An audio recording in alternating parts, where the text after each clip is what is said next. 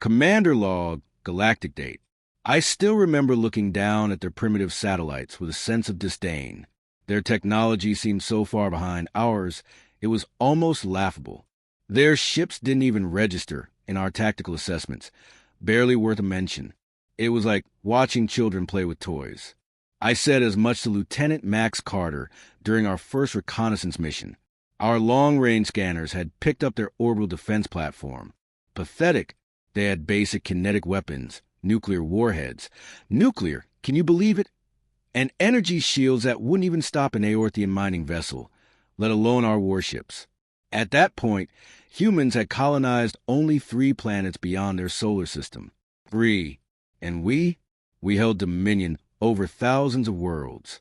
Supreme Commander Vincent Thorne's briefing still echoes in my mind. The Earth system will fall within 2 standard rotations. Their defenses are weak. Their fleet is scattered. Victory is inevitable. The Zarthan Empire had defeated 17 species before humanity. None of them survived more than a few cycles. Our battle cruisers were the size of their cities. Our weapons could shatter planets. Our shields were impervious to supernovas. We were gods among insects. How terribly mistaken we were. I remember the day we picked up their first substantial military movement. A small fleet, which we assumed to be their capital ships, emerged from behind their moon. We laughed. Their largest vessel was barely a quarter the size of our smallest destroyer. The ships moved with what we thought was clumsy coordination, their engines leaving plasma trails that our targeting systems could track from light years away. We sent our preliminary invasion report to Supreme Commander Vincent Thorne during our final briefing. Class 3 civilization. Minimal resistance expected. Standard conquest protocol authorized. How wrong we were. How foolishly wrong. I still watch the recording now and then, a cruel reminder of our own arrogance. There I am, standing at attention, nodding as our tactical officers dismissed Earth's defenses as primitive and beneath our concern. We even debated whether to send our entire invasion fleet or just a small task force. To make it a bit sporting. The humans must have detected us, but they showed no signs of fear, no large-scale mobilization, no frantic diplomatic missions, nothing, just the usual routine. We mistook their calmness for either resignation or, even worse, ignorance about the fate awaiting them. Perhaps they'll surrender immediately, Lieutenant Max Carter suggested during our final observation shift. Save us the trouble of a full invasion. I agreed with him. The Zarthan Empire was unbeatable after all. Our victory was as certain as the rising of the 3 suns over our homeworld. We had already written up their terms of surrender, prepared the occupation protocols, and selected the governors for their conquered worlds. If only we had known what was coming. If only we had examined those primitive defense platforms more closely, or paid more attention to their seemingly clumsy fleet movements. If only we had questioned why such inferior species remained so unperturbed in the face of our overwhelming power. But we didn't. We reported back to the invasion fleet that Earth was ripe for conquest. We gave the signal to attack, sealing our fate. The last transmission I sent before everything fell apart still haunts me. Earth's defenses analyzed and classified, pacified, resistance minimal, glory to the Empire. Glory to the Empire. Indeed, within hours, we would come to understand the true meaning of power, and it would come from a human vessel that would forever alter the course of galactic history. But I'm getting ahead of myself. Let me start with the day everything changed. The day we learned that sometimes the most dangerous predator is the one that looks like prey. Our first move was a textbook Zarthian strategy. We dispatched a diplomatic vessel with our standard terms of surrender, expecting the humans to recognize the futility of resistance. The ship Mercy's dawn approached Earth's defense perimeter, broadcasting peaceful signals. Supreme Commander Vincent Thorne's message was simple. Submit to Zarthan rule, and your species will be spared unnecessary suffering. Resist and face extinction. The human response came from Admiral Emily Hart. Even now, I remember her words, spoken with a smile that should have alerted us to something wrong. We appreciate your generous offer. Perhaps we can discuss this in person? We're sending coordinates for a neutral meeting point. The coordinates led us to a space station orbiting Mars. Supreme Commander Vincent Thorne himself decided to attend, bringing our most powerful battlecruiser, Thunder's Wrath, to demonstrate our might. The ship was 12 kilometers long, armed with planet-cracking weapons. Its mere presence should have been enough to force their compliance. The humans, however, sent just one ship, a small vessel they called the Defiant. It looked like a pleasure yacht next to Thunder's Wrath. We didn't even bother to raise shields. That was our first mistake. The diplomatic meeting lasted precisely 4 minutes. Supreme Commander Vincent Thorne delivered his ultimatum. Admiral Emily Hart listened calmly, then said something that made Thorne pause. "Before you continue threatening us, Commander, you might want to check your ship." Thunder's Wrath was already dead in space. No alarms, no warnings, no explosions, just a complete systems failure. Our mighty battlecruiser, the pride of the Zartan fleet, was disabled by a ship we had dismissed as harmless. "That's impossible," Thorne stammered, his primary heart racing. "Our systems are quantum encrypted. No one can." "Quantum encryption?" Admiral Emily Hart chuckled. "How quaint. We cracked that technology centuries ago. We've just been keeping it quiet. You know how it is. Don't want to spoil the surprise. The humans had shields we couldn't detect, weapons we couldn't see, and technology we couldn't comprehend, all hidden behind a facade of primitive satellites and clumsy ships. While we were watching them, they had been studying us, learning our weaknesses, and preparing their defenses. "This is your chance to leave," Admiral Emily Hart said, standing to end the meeting. "Take your fleet and go. We're not interested in conquest or revenge. We just want to be left alone." But Supreme Commander Vincent Thorne had never faced a defeat in his 300 cycles of service. His pride wouldn't allow him to retreat. "You've revealed your deception too early, Admiral," he said. "Now that we know your true capabilities, we'll adjust our strategy accordingly." Admiral Emily Hart's demeanor shifted then, from diplomatic politeness to something that sent a chill down my spine. "No, Commander," she said, "you haven't seen our true capabilities. Not even close. But I'm afraid you're about to." She was right. We had only seen the surface of what they were capable of. The real show of force was yet to come. The Zaran invasion fleet emerged from hyperspace in waves. 10,000 ships, each armed with weapons capable of reducing planets to ash. Our formation was flawless, a deadly dance honed over centuries of conquest. Supreme Commander Vincent Thorne commanded the assault from our new flagship, Vengeance Eternal, after the embarrassment with Thunder's Wrath. "The orders are clear," Thorne commanded. "Target their outlying colonies first. Show them the cost of defiance." The first human colony fell swiftly. New Eden, they called it. Our ships descended like a storm of metal, weapons blazing. The orbital defenses fell apart under our attack. The onslaught was relentless. But something fell off. The resistance was weak, disorganized. "Victory is ours," Lieutenant Max Carter declared, as New Eden's defenses went dark, just the first of many to fall. 2 more colonies quickly followed, Haven and Sanctuary, each conquest simpler than the last. With every victory, our confidence grew. Supreme Commander Vincent Thorne broadcasted our triumphs across all frequencies, certain that Earth would quake in fear. But then we encountered Outpost Delta. At first glance, it seemed like just another minor colony. Our scans revealed minimal defenses and a small population. Nothing that could challenge us. We dispatched just 50 ships, led by Commander Olivia Reed aboard the Relentless Dawn. It seemed like a routine mission. But then, the trap was sprung. Hundreds of human vessels materialized from nowhere, not the slow, clumsy ships we had observed earlier, but sleek, deadly warships. They moved like liquid metal, their hulls pulsing with energy patterns beyond our comprehension. "Impossible," I muttered. Commander Olivia Reed's final transmission came through the channels, crackling with panic. "They're inside our shields." "How are they inside our—" Then the transmission cut off. All 50 Zaran ships vanished in synchronized explosions, burning like artificial stars. That was when we encountered Earth's main fleet. They emerged from the shadow of a gas giant, led by a vessel that dwarfed anything we'd ever seen. Admiral Emily Hart's voice echoed through our command frequencies. I believe we declined your generous offer surrender.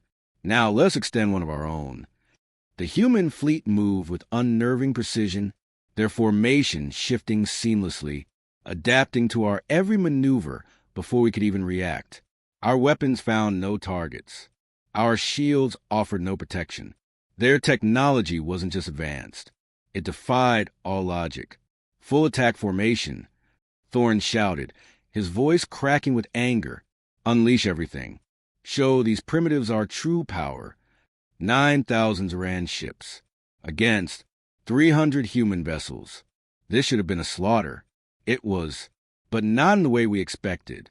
Their smaller ships darted through our formations, turning our attacks against each other. Friendly fire caused more damage than their weapons ever could. Every tactic we had honed over centuries of warfare proved utterly useless. They're hurting us. I realized, watching the tactical display, like predators toying with prey. The human fleet split our forces, isolating our most powerful ships and forcing us into a kill zone. Classic hunting tactics, executed on a galactic scale. We weren't conquerors anymore. We were prey. Lieutenant Max Carter's voice trembled as he reported, Commander, 2,000 ships lost. 3,000,5000. Supreme Commander Vincent Thorne stood frozen, watching helplessly as his once mighty armada crumbled. His pride wouldn't allow him to retreat. Even as defeat became inevitable, launch the planet killers. He barked, if we can't have their worlds, no one will. But before we could unleash our doomsday weapons, before we could take our final act of vengeance, something emerged from hyperspace, and every being in the Zoran fleet froze in terror. Terror. The real battle hadn't even begun. Earth's dreadnought had arrived when Earth's dreadnought materialized from hyperspace. Our sensors first mistook it for a small moon. The vessel stretched 25 kilometers from bow to stern, composed of materials that absorbed all scanning attempts. This wasn't merely a warship. It was humanity's ultimate weapon of destruction. Captain Nathan Miller's voice thundered across all frequencies. This is the TSS Reckoning. You've been warned. You've been offered mercy. The Reckoning's hull split open like a blooming flower, revealing weapon systems that defied reason. Energy readings shot off our scales. Even Supreme Commander Vincent Thorne fell silent, watching as the monstrosity approached. By the three suns, Lieutenant Max Carter whispered, one of their weapon ports is larger than our flagship. The dreadnought moved with eerie grace, its massive form gliding through space with precision. Our fleet, once the pride of the Zartan Empire, now seemed like toys before this titan of human engineering. The psychological impact was immediate. Panic spread through our ranks as officers realized the true scale of our mistake. Whole formation. Thorne screamed, but his voice cracked. Fear, an emotion unknown to most Zartans, flooded our veins. The Reckoning's first shot didn't target our ships. Instead, a beam of pure white energy shot out, ripping through space itself.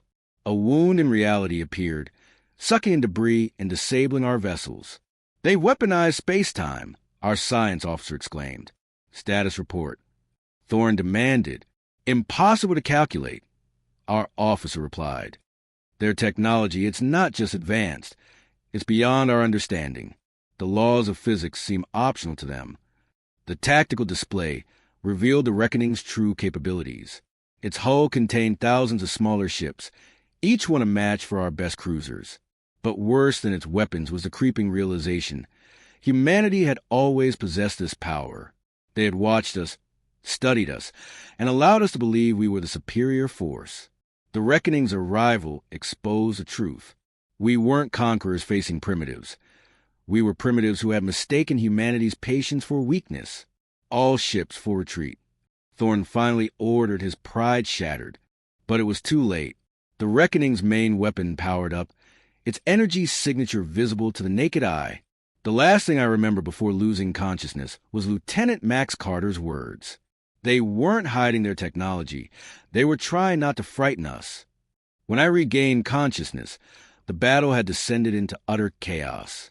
The Reckoning hung in space like an artificial sun, its weapon ports glowing with contained power. Our remaining ships scattered in panic, all semblance of formation shattered. Supreme Commander Vincent Thorne, in his desperation, made the worst tactical decision possible. All ships, concentrate fire on the dreadnought. Ignore the smaller vessels. 10,000 years of Zartan military doctrine, rendered obsolete in moments. While we focused all our efforts on the Reckoning, Admiral Emily Hart's fleet struck from multiple angles. Their smaller ships phased through our formations, their weapons slicing through our supposedly impenetrable shields as if they didn't exist. "Sir," Lieutenant Max Carter reported, his voice trembling. "They're not just winning, they're teaching us a lesson." He was right. Each human attack demonstrated a flaw in our strategy. They turned our ships against one another, used our own tactics to predict our movements, exploited every weakness in our once perfect military machine. The Reckoning's presence wasn't just a symbol of power. It was psychological warfare. Its massive form dominated space, a constant reminder of humanity's true strength. Every time our ships tried to regroup, its weapons tore us apart again, herding us like cattle. Captain Nathan Miller's voice echoed through space again. "Your ships are equipped with quantum drives capable of instant retreat. Use them now. This is your last warning." But Supreme Commander Vincent Thorne had lost all reason. Launched the forbidden weapons. Released the void spheres. Our most terrible weapons, forbidden by galactic law, capable of erasing entire solar systems. We launched 12 of them toward the human fleet. Admiral Emily Hart's laugh sent a chill down my spine. "Really? You think we haven't seen these before?" The Reckoning's hull rippled, and 12 precise beams lanced out, intercepting each void sphere. Instead of detonating, the weapons simply disappeared. Humanity had mastered the technology to contain and redirect our most powerful weapons. Tactical analysis. I demanded, try and make sense of their strategy. The display revealed a pattern. So simple, it was almost painful to watch. The humans had studied every battle we'd fought over the last 1,000 years. They knew our tactics better than we did. Their fleet movements weren't just superior. They were evolutionary. Each attack built upon the last, adapting to our responses before we even made them. The humans hadn't just prepared for this battle. They had simulated the entire conflict countless times, analyzing every possible outcome. "Sir," Lieutenant Max Carter reported, "they're broadcasting tactical advice to our ships, teaching us how to retreat safely. They're educating us during combat." The humans' true strategic brilliance didn't lie in superior technology or overwhelming firepower. It was their mastery of psychology. They understood exactly how to break our will to fight. The Reckoning showed this by carefully dismantling our largest ships, not by obliterating them, but by surgically disabling their weapon systems. They rendered us harmless with minimal casualties, a demonstration of mercy that shamed us more than any defeat. Supreme Commander Vincent Thorne watched helplessly as his once formidable fleet was reduced to derelict hulks. All ships fight to the last, for the glory of the Empire. But the response didn't come from the humans. It came from our own captains. One by one, they broke formation, retreating to avoid pointless death. The mighty Zartan Empire, which had never known defeat, was now facing not only military destruction, but a complete psychological collapse. Commander Max Carter spoke quietly. "They're not just beating us. They're rewriting the entire playbook on space warfare. Everything we thought we knew is wrong." The final blow came when the Reckoning revealed why it was named a dreadnought. Its hull split open completely, exposing a cavernous interior, large enough to accommodate our entire remaining fleet. The message was unmistakable. They could have ended this battle at any time. Admiral Emily Hart's final transmission encapsulated humanity's philosophy. War isn't about who has the biggest weapons. It's about knowing when not to use them. Remember this lesson. Supreme Commander Vincent Thorne's last order crackled through the static-filled channels. "Execute Protocol Omega. All remaining ships converge on my position." Protocol Omega was our civilization's final gambit. By linking our ship's cores together, we could create an explosion capable of destroying an entire solar system. 2,000 surviving Zartan ships began to maneuver into formation, their reactors going critical. This is suicide. I transmitted to Thorn. The humans have shown mercy. We should. Mercy is weakness, Thorn interrupted. If we die, we take them down with us. The remaining Zartan ships formed a tight sphere, energy crackling between them. Our sensors detected the reckoning slowly moving into position, but instead of attacking, it simply waited. Captain Nathan Miller's voice resonated across the channels, full of an almost paternal disappointment. Don't make us do this. Thorn initiated the countdown. Our reactors synchronized, the power building toward detonation. 5 to critical mass. Lieutenant Max Carter announced, his voice sounding hollow. But the reckoning's response shattered everything we knew about physics. The massive ship generated a containment field around our entire fleet. Not to trap us, but to shield the surrounding space from the impending detonation. They had turned our final act of desperation into a controlled exhibition of their power. 3 minutes. Max Carter counted. Admiral Emily Hart's transmission reached every ship simultaneously. Interesting strategy. Let me show you ours.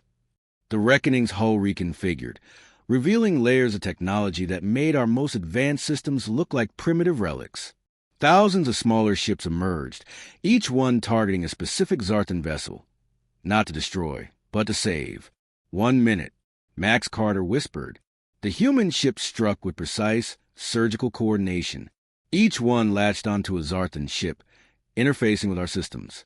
They weren't attacking. They were preventing our reactors from overloading, saving us from our own destructive desperation. 30 seconds. The Reckoning itself powered up its main weapon, a beam of pure white energy that enveloped Supreme Commander Vincent Thorn's flagship. When the energy beam faded, the ship remained intact but completely powerless. In mere seconds, they had neutralized our entire suicide gambit without a single casualty. Max Carter counted, his voice shaking. Countdown terminated. His voice cracked. They've locked out all our systems. We can't even self-destruct. Admiral Emily Hart's final transmission marked the end of the Zartan Empire's military dominance. Now, about those surrender terms. Our conditions are simple. You're going to learn to play nice with others. The negotiation frequencies opened. The war was over.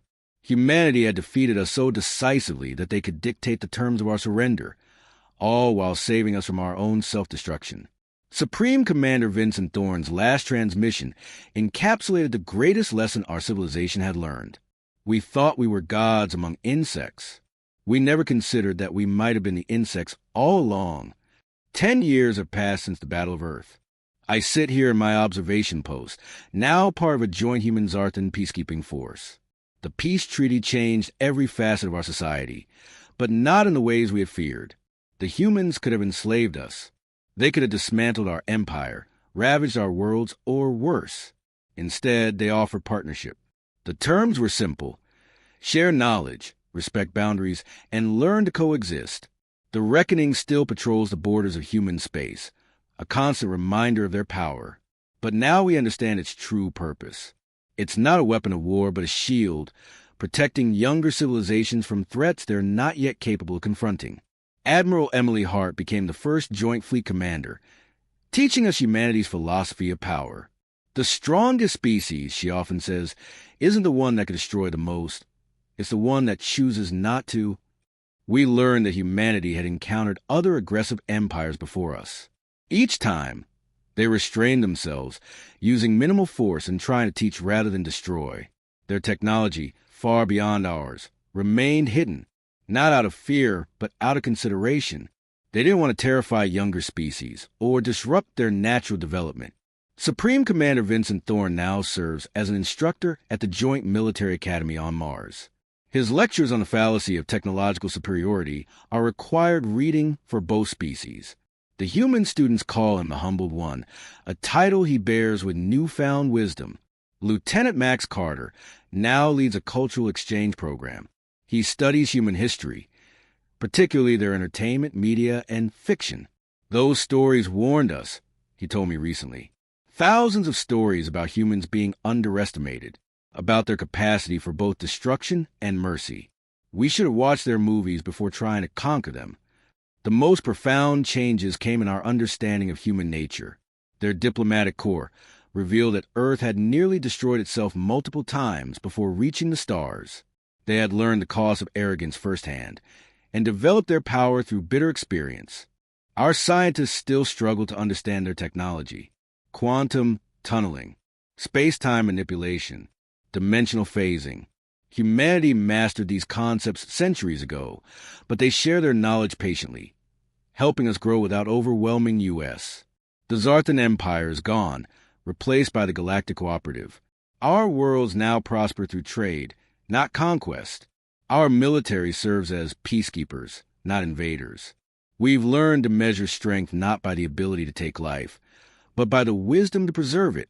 Sometimes, during quiet shifts at my observation post, I watch Earth cities sparkle in the dark.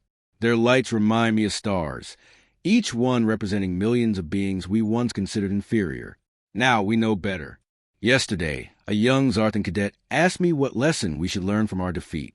I told her what Supreme Commander Vincent Thorne once said. The humans didn't just defeat us, they made us better. These days, my reports are very different from those I used to write. I used to mock Earth's defenses. Now, they talk of cooperation, progress, and hope. The humans were never prey pretending to be predators. They were wise teachers, patiently waiting for students who could truly learn. The reckoning still looms in orbit, its massive presence casting shadows across the stars. But now, when I gaze at it, I no longer feel fear. Instead, I feel a deep sense of gratitude. For sometimes, the greatest triumph isn't in conquering, but in averting the next war. Commander Aaron West, signing off. Glory not to the Empire, but to understanding. Thank you for watching. If you enjoyed this story, don't forget to like, share, and subscribe to HF Stories for more amazing content. Stay tuned for the next thrilling tale. See you in the next video.